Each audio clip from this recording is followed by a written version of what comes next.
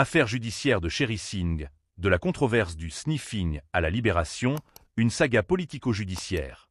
L'ascension et la chute d'un influx patron des télécoms. Sherry Singh, figure emblématique du secteur des télécommunications à Maurice, a longtemps occupé le devant de la scène économique et technologique du pays. Pendant plus de 7 ans, il a dirigé Mauritius Telecom, MON, l'opérateur national de télécommunications, consolidant sa position en modernisant les infrastructures et en renforçant l'image de l'entreprise. Mais en juin 2022, son règne prend fin de manière abrupte et controversée.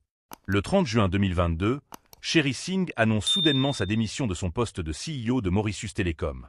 Ce départ, inattendu, suscite d'abord des interrogations, d'autant plus qu'aucune raison officielle n'est avancée immédiatement.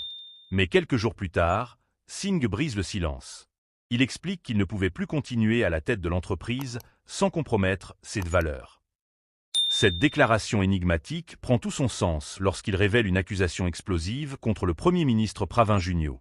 Selon Singh, Junio lui aurait demandé de permettre à une équipe indienne d'installer un dispositif de sniffing sur l'infrastructure Internet nationale.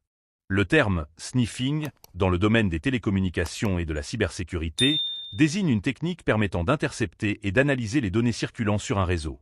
Cette accusation suggère qu'une surveillance de masse aurait pu être mise en place sur le trafic Internet du pays, sans le consentement des citoyens ni l'aval des institutions concernées. L'accusation est d'une gravité exceptionnelle. Si elle est fondée, elle signifierait une intrusion majeure dans la vie privée des Mauriciens et un scandale de surveillance à grande échelle. Mais elle repose uniquement sur les affirmations de Singh, qui n'apportent dans l'immédiat aucune preuve tangible. Le Premier ministre Pravin Junio réagit immédiatement, niant catégoriquement ces allégations et accusant Singh de chercher à créer une crise politique.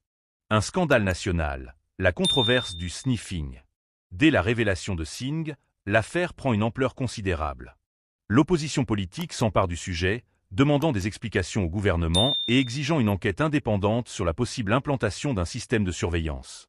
Plusieurs organisations de la société civile expriment leur inquiétude quant à une éventuelle atteinte aux libertés fondamentales. Dans les médias et sur les réseaux sociaux, le débat est vif. Certains voient en Singh un lanceur d'alerte courageux qui a mis en lumière une tentative de contrôle des communications.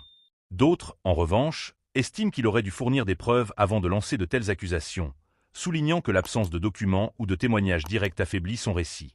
Face à cette agitation, le gouvernement choisit de réagir sur le terrain judiciaire. En août 2022, la police, via le Central